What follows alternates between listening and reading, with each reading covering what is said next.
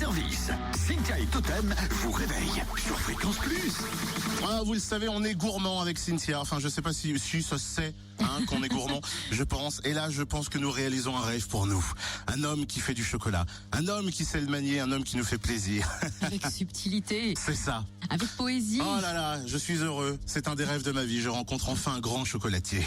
Créateur chocolatier dijonnais, meilleur ouvrier de France notamment et pas seulement, Fabrice Gillotte est avec nous. Bonjour Monsieur Gillotte et bienvenue. Bonjour, merci. Ah, ça fait plaisir quand même de pouvoir découvrir autant de merveilles devant nos yeux.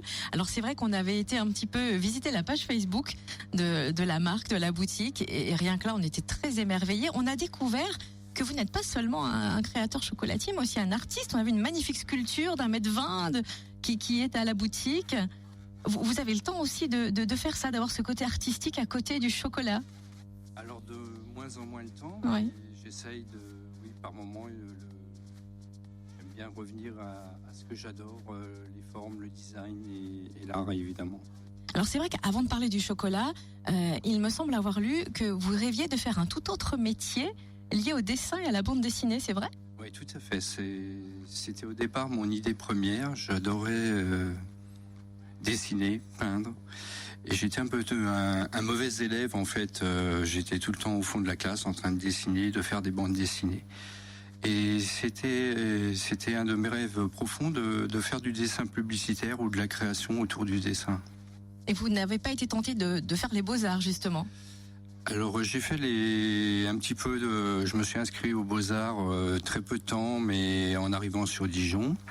Et mais j'étais pas j'ai toujours eu du mal avec le phénomène d'apprendre les choses et voilà, je suis toujours un autodidacte, aussi bien dans mon métier. Et l'école, ça n'a jamais été trop pour moi. J'étais, encore une fois, et je le revendique, un cancre. C'est qui peut... je le revendique, c'est-à-dire que ça peut aussi être utile à certains jeunes qui trouvent pas forcément leur voie aujourd'hui. Je pense très fort à eux et qui s'inscrivent pas forcément dans ce système éducatif français et qui, on prédisait un avenir plutôt déplorable. Alors ça veut pas dire que c'est une réussite aujourd'hui, loin, c'est pas ça, mais ça peut servir. Et comment on arrive justement de cette envie d'art, de dessin à la pâtisserie au chocolat? Parce qu'au départ, tout a démarré avec la pâtisserie. Oui, alors j'ai baigné évidemment dans la pâtisserie, dans l'entreprise familiale. Mes parents étaient boulangers-pâtissiers en Seine-et-Marne, donc j'ai toujours baigné dans ces odeurs de sucré-salé. Et en fait... je me suis vite aperçu qu'au niveau décoration, au niveau artistique, c'était un moyen de pouvoir s'exprimer à travers la décoration des gâteaux dans un premier temps. Et puis après, en allant beaucoup plus loin dans les présentations de vitrines, en se dirigeant de plus en plus vers l'art et en faisant des présentations de vitrines assez pittoresques. Alors j'imagine que ça éveille l'essence de baigner dans cet univers boulangerie-pâtisserie enfant. Quelle est la meilleure saveur qui est souvenir, qui vous revient en tête? Le dessert peut-être que papa faisait ou qui vous rappelle de belles choses? Alors moi, c'est surtout une odeur. Et l'odeur, j'ai toujours baigné le matin au réveil. J'avais cette odeur de pain chaud, de cuisson de pain chaud. Alors ça n'a rien à voir avec la pâtisserie, rien à voir avec le chocolat. Mais cette odeur de pain chaud tous les matins qui vous chatouille les narines en se levant, je veux dire, c'était du pur bonheur, oui. Ah, c'est sûr, c'est un très très très chouette souvenir. Totem. Quand on voit le CV, quand on va sur le site internet de Fabrice Gillotte, on voit énormément de prix, top 5 du magazine Go et Millau, on voit meilleur ouvrier de France, on voit également, et j'adore ce titre, virtuose de la fève divine. Comment, au fur et à mesure des années, on prend ces récompenses? C'est quelque chose, c'est un aboutissement? C'est un peu une question à la Laurent Boyer. Est-ce que c'est un aboutissement ou est-ce que c'est quelque chose qui tombe, j'ai envie de dire, par hasard, parce qu'on n'y pense pas quand on se lève tous les matins en fait pour aller travailler? Non, c'est sûr que j'y pense pas du tout. Moi, je dis toujours, je ne fais que mon métier. Alors, ça peut pas, c'est une phrase simple qui peut prêter à sourire, mais pour moi, c'est naturel. Je fais les choses par passion. Je suis pas calculateur du tout. Après, on me remet un prix, tant je suis toujours là pour le prendre. C'est toujours un immense plaisir. Mais mais c'est la passion qui dirige, la passion et mon palais qui dirige ce que j'ai envie de faire. C'est tout. Après, on prend ce qu'il y a à prendre, tant mieux. Mais il n'y a pas de réflexion du tout par rapport à ça. Et je pense que il faut surtout pas d'ailleurs. Il faut surtout pas. Ce qui compte, c'est avant tout les tripes, ce qu'on a à l'intérieur de soi. Et si on se lève le matin avec ça, c'est facile en fait. Alors, on a quelques chiffres avec Cynthia sur votre carrière. Il y a énormément de chiffres d'ailleurs. On parlait de meilleur ouvrier de France 1991. On garde ce souvenir et puis cette émotion qu'on a eue lorsqu'on a appris qu'on a été décerné de ce prix. Oui, surtout que j'étais l'un des plus jeunes meilleurs ouvriers de France. Je l'ai eu à l'âge de 26 ans. Donc oui, c'est inoubliable. C'est inoubliable. Et à chaque fois, je baigne dans l'univers du concours meilleur ouvrier de France. Bon, j'ai été président de jury pendant plusieurs années. J'ai fait partie de l'organisation du concours. Maintenant, je laisse un petit peu les jeunes s'en occuper, mais je suis toujours présent. On me fait toujours venir pour la notation ou pour faire partie de ce concours. Et à chaque fois, je ressens la même émotion. Lorsque je vois les futurs candidats travailler, ouais, c'est inoubliable. Alors c'est vrai qu'on est un pays de gastronomie, on aime manger, bien manger, et c'est vrai qu'aussi les autres pays nous envient pour ça. Au niveau du chocolat, on est toujours en tête des pays qui sont novateurs, créateurs dans ce milieu-là. Oui, le chocolat français a vraiment cette particularité d'être, on est reconnu en tant que tel, en tant que chocolatier français, pour être les plus créatifs et les plus novateurs. Et les plus proches du produit aussi, c'est-à-dire que le chocolat a été en France aussi il y a une trentaine d'années très alcoolisé, très. C'était tout ce que je détestais dans le chocolat d'ailleurs. Bizarrement, j'aimais pas forcément le chocolat il y a 30 ans parce que on faisait des ganaches aux alcools, à l'eau de vie de framboise, à l'eau de vie de poire, et moi je me retrouvais pas à travers ça. Je bois jamais d'alcool. Ça peut paraître bizarre, mais je ne bois jamais d'alcool. Donc j'ai fait des chocolats de cuisinier, des chocolats qui me ressemblaient sans alcool, avec des épices, avec des infusions de plantes, et ça a été compliqué au niveau de la conservation des produits, parce que c'est des produits très fragiles, l'alcool étant un conservateur. Oui. Donc forcément ça a été très compliqué, mais la particularité des chocolatiers français aujourd'hui dans le monde, s'ils sont reconnus et s'ils sont présents à l'autre bout du monde, c'est justement parce qu'on est les plus proches du produit qu'est le cacao. Et juste une petite question, tout ce qui est émissions culinaires, concours qu'on voit à la télé, ça fait du bien à la profession ou des fois c'est des choses qu'on aimerait bien mettre de côté et voilà, garder pour soi? Ah, bonne question. Alors ça fait du bien à une profession, oui, parce que ça permet de faire envie à des jeunes d'évoluer dans ce métier-là, de faire voir que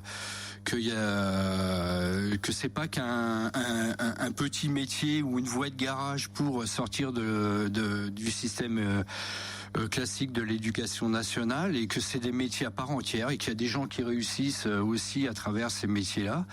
Par contre, c'est un double effet qui se coule, je dirais, où on essaye de faire croire à des jeunes que c'est peut-être un peu plus facile en passant par des émissions médiatisées. Donc certains jeunes ont tendance à vouloir aller trop vite et à se brûler les ailes. Un métier, ça s'apprend pas en 6 mois. Moi, on m'appelle des fois en me disant, monsieur, j'aimerais apprendre chez vous mon métier en 6 mois. Je suis désolé, un métier, ça ne s'apprend pas en 6 mois. Donc il y a des étapes à respecter. Donc attention aussi à cette jeunesse qui parfois veut aller un peu trop vite. Fréquence Plus, météo régionale. Alors, je vais poser la question à notre invité, Fabrice Gillotte, qui est avec nous. Quel est le temps idéal pour vous? Pas trop chaud, pas trop froid? Quel est quand vous vous réveillez le matin, vous dites, ah, voilà une belle journée au niveau du temps? Ah bah, le rêve, pour nous, ça serait le soleil et 20 degrés toute l'année. Ça serait idéal. Enfin, pour moi, personnellement. Oui, quelle est la température de conservation du chocolat, alors, justement? Est-ce qu'il y a un endroit?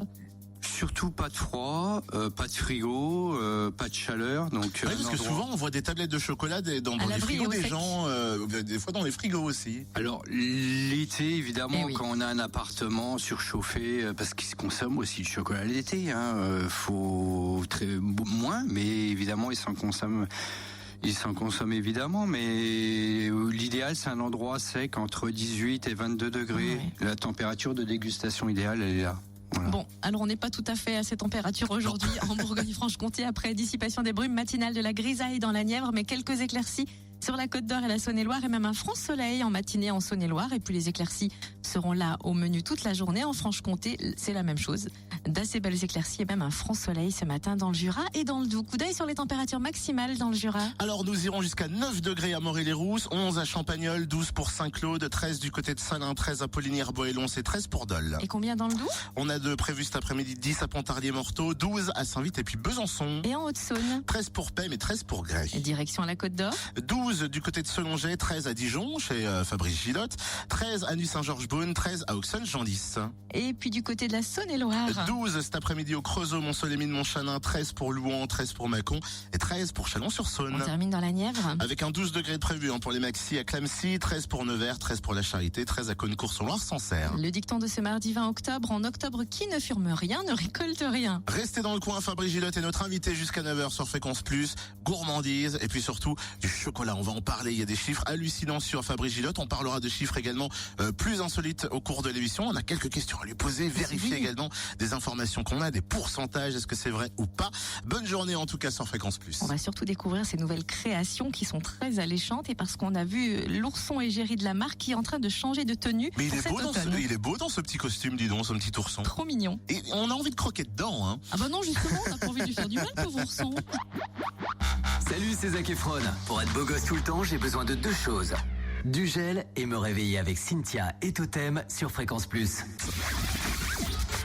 Eh oh, y a quelqu'un? 6h, 9h, room service. Cynthia et Totem vous réveillent sur Fréquence Plus.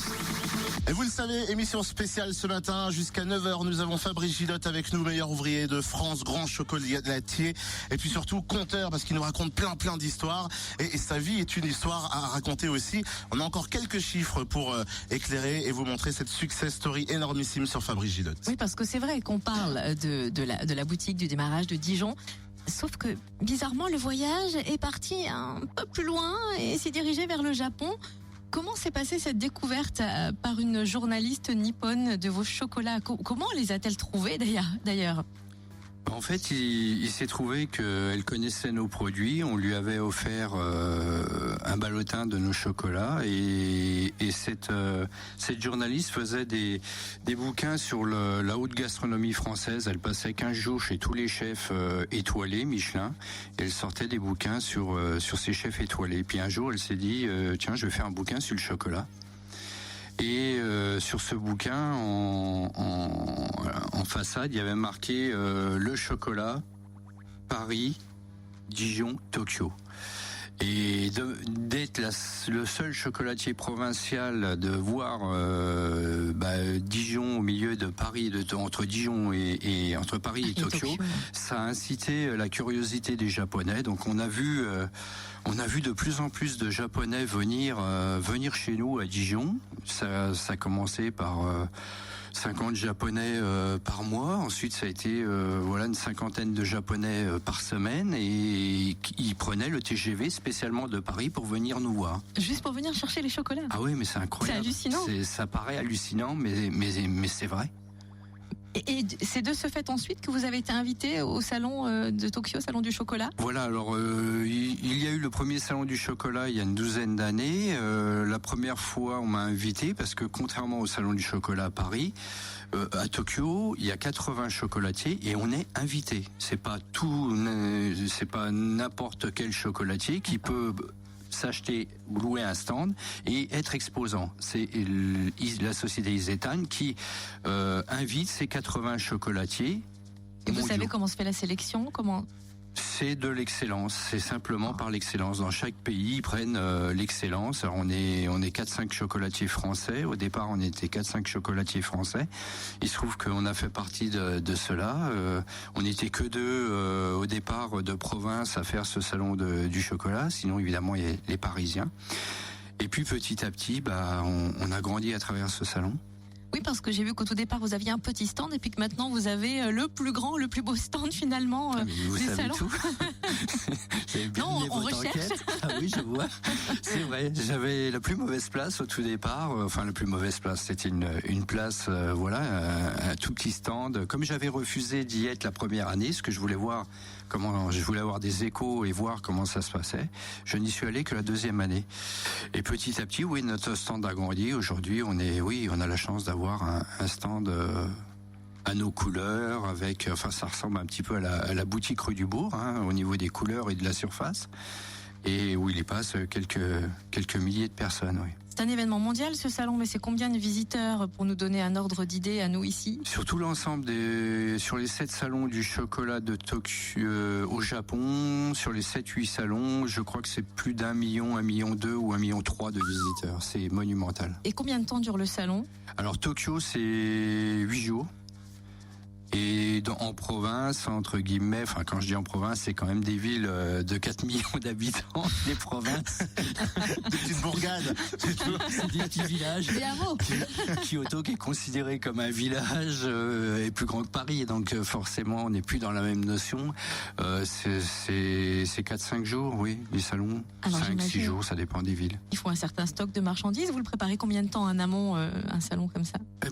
Tout le mois de janvier, on travaille pour janvier, février, on travaille pour le Japon, quoi. C'est des volumes, oui, importants, très importants. J'allais dire, ça se chiffre à peu près en termes de kilos ou de non. Vous avez on parle de palettes. De palettes, oui. Voilà, c'est peut-être plus simple. Mais oui, il y a des petits trains qui peuvent faire 80 palettes. Ouais. Oh là là là là là là. Sur 2 mois, oui. En parlant de chiffres, on a un autre chiffre, 150 kilos. Le 6 octobre dernier, qu'est-ce que ça représente pour vous quand on dit 150 kilos?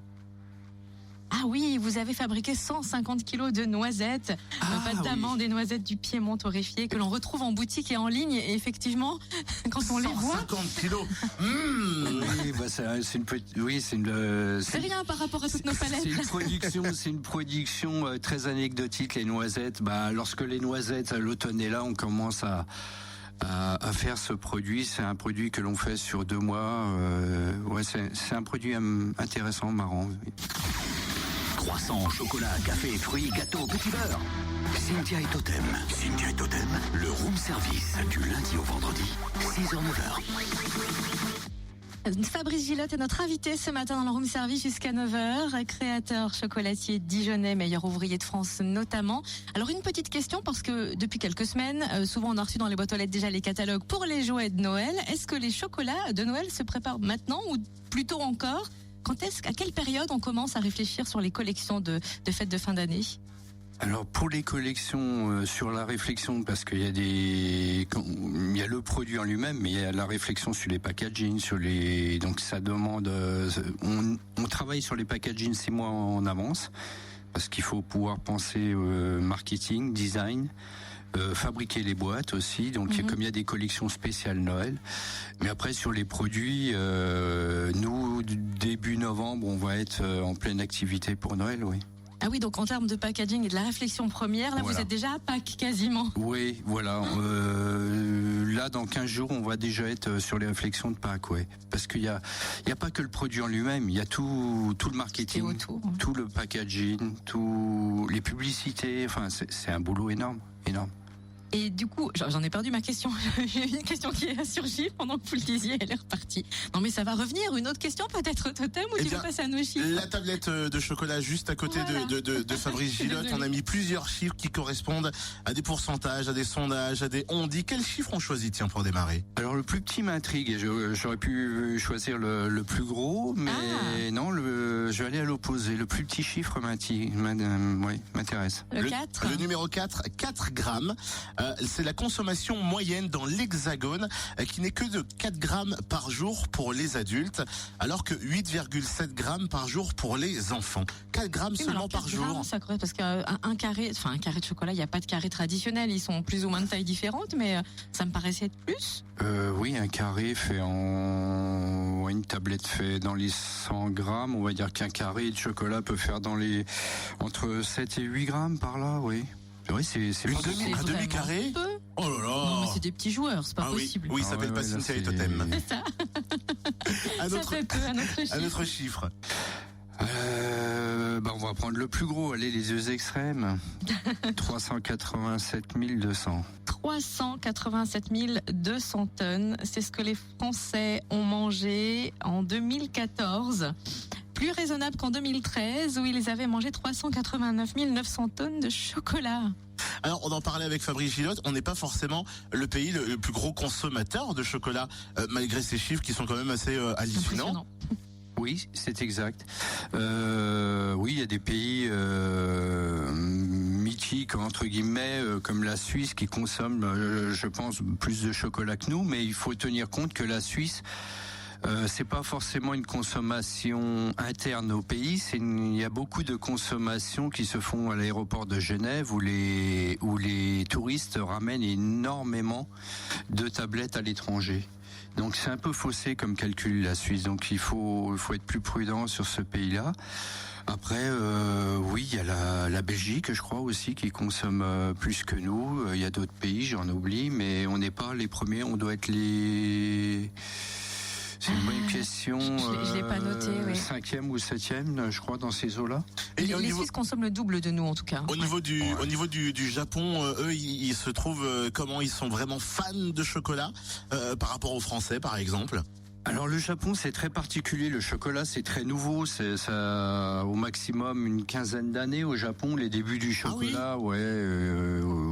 Voilà, et ça prend de l'ampleur d'année en année. Par contre, c'est fulgurant sur le mois de janvier, puisque la fête la plus importante au Japon, c'est la Saint-Valentin. Et la Saint-Valentin, le cadeau mythique, c'est le chocolat. Ah, alors moi j'ai une question. Est-ce que c'est parce que c'est une notion d'amour pour le chocolat et pour sa partenaire, ou juste parce qu'on parle de vertu aphrodisiaque du chocolat? Est-ce qu'ils s'attardent sur ça, notamment les Japonais? Oui, ils savent tout. Oui. Les Japonais sont très très informés sur tout. Oui. Ils sont très curieux de tous les produits. Ils apprennent très très vite. Ils sont très au fait, même si le chocolat c'est quelque chose de nouveau chez eux, ça fait pas partie de leur culture entre guillemets. Ils savent vraiment beaucoup. Ils s'informent très très vite. Des sushis en chocolat peut-être à prévoir? On n'en est pas encore là, mais on a un futur produit qui va sortir d'ici 2 mois, qui aura une petite connotation quand même, une bouchée assez importante, individuelle, enfin un petit peu marrante. On sera pas dans le sushi évidemment, mais ça aura au niveau du visuel, il y a un petit quelque chose. Oui, parce que c'est vrai que pour créer vos chocolats, vous êtes très inspiré par notre terroir bourguignon, mais vous vous laissez du coup inspirer maintenant par la culture japonaise, ou peut-être avant déjà, vous aviez d'autres inspirations? Moi, le voyage a toujours fait partie. Mon ballotin, je dis toujours, c'est un voyage initiatique vers la dégustation et vers tous les pays du monde. Le voyage m'a toujours inspiré, que ce soit en Asie, en Indonésie, en Afrique, enfin tous les voyages m'inspirent et forcément j'essaye de mettre de l'inspiration dans mon ballotin création, oui. On déguste un chocolat et on s'envole. C'est exactement ça. 8h46 sur Fréquence Plus. Y a quelqu'un? 6h, 9h, room service. Cynthia et Totem vous réveillent sur Fréquence Plus. On va proposer avant de partir un petit défi chocolat. Alors on n'est pas dans la dégustation, on est dans le fait d'enlever un carré on va faire une tablette magique. Peut-être vous connaissez cette histoire de tablette magique. On lui enlève un carré et selon la manière dont on la découpe, on peut la reconstituer et il ne manque pas de carré, elle reste entière et intacte. Est-ce que vous faire connaissez? des économies ce matin. Alors, je vous avouerai franchement que je l'ai déjà vu, Oui. mais je ne me rappelle plus. Alors nous, on l'a déjà testé, à vrai dire, et je suis pas sûre qu'on se souvienne comment on fait. Mais Enfin, c'est c'est vrai Totem que qui c'est avait été assez l'artiste de la chose. C'est assez magique, ouais. Mais c'est impressionnant cette histoire Ouais, d'ailleurs. on enlève un carré, on reconstitue et on Et a la toujours tablette la est forme. entière. Ouais. Parce que si on enlève un carré à chaque tablette de chocolat que vous faites sur l'ensemble de l'année, ça représente des économies. Oui, certes. Certes. Mais on parle à l'entrepreneur, mais- des chiffres. Mais on vend un produit au gramme, donc on a un petit souci. Il y aurait un gros souci. Alors logiquement, je le fais sur lequel, ma petite Cynthia? Celui que tu Sur veux. On celui-là laisse faire Totem? Alors nous avons vas-y. une tablette devant nous. Nous allons prendre par exemple la 3e rangée et nous allons la couper en 2 cette 3e Ah, faut rangée. couper en C'est en biais. diagonale, ouais. Voilà, Ça, c'est je ça, me rappelle de ça. Je crois qu'il mais- fallait chauffer un peu la lame avant. C'était pas ça? Oh bah c'est catastrophique. Ça, c'est pas du chocolat de Fabrice Gillotte. Non. Tiens, parce qu'il Non, je suis désolée. Alors, effectivement, vous voulez pas, tu vois. Alors, il faut couper en biais. On va... Et ensuite, il faut couper. Après, on coupe une rangée. La première rangée sur le côté. Celle de gauche. Ouais. Hop. Bien. Très bien. Donc, nous avons coupé en biais et nous avons coupé aussi la première rangée sur le côté gauche, le long et le petit carreau. Et on enlève un fameux carré. On enlève un carreau. Et après, c'est une histoire de déplacer, en fait, si vous voulez. Il faut déplacer les morceaux restants. On déplace les morceaux sauf restants que sur c'est le pas côté très gauche. évident. C'est sur le côté gauche. C'est évident. Et on reconstitue. Et on reconstitue. Bon, bah là, c'est une tablette de... Tu as acheté où celle-là? C'est pas possible. Il faut pas dire, dis donc. Et ça fonctionne. Mais ça fonctionne. Ouais. Quand Voilà. on décale tout vers la gauche, avec le biais, on retrouve notre tablette de chocolat et un chocolat en moins. Bon, Monsieur c'est Gillotte, réussi, bravo. Il va falloir faire ça dans votre magasin.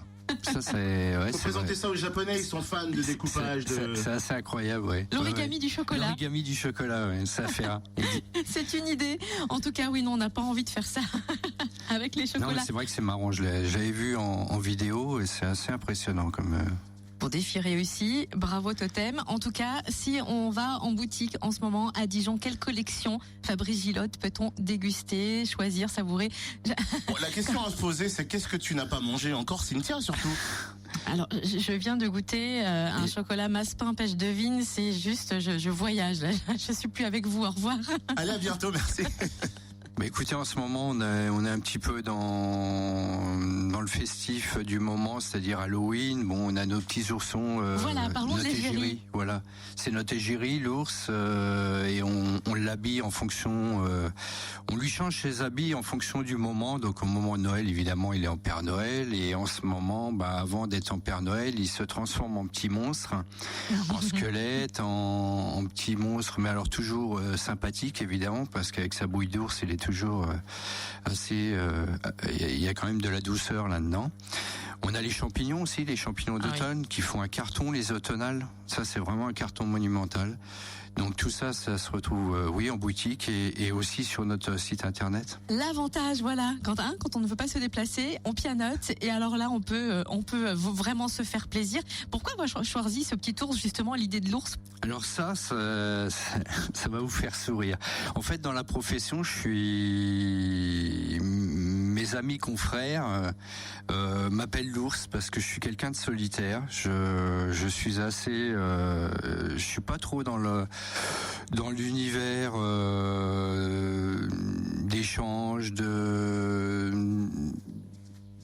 au niveau festif aussi, je suis plutôt jardin japonais que boîte de nuit, voilà, un petit peu l'image. Donc j'aime bien être tout seul, parcourir les jardins japonais. Et à Tokyo, je suis pas du tout, par exemple, très festif le soir. Donc on m'a mis cette image d'ours. Donc je m'en suis amusé. Je dis les gars, non seulement vous m'apportez en plus des idées, donc je vais m'en servir. Et puis c'est devenu l'égérie de la maison et je fais aussi d'ailleurs des sculptures en fonderie d'art, en pièces numérotées où on a des ours de 35 à 70 cm de haut et en œuvre artistique numérotée. Voilà.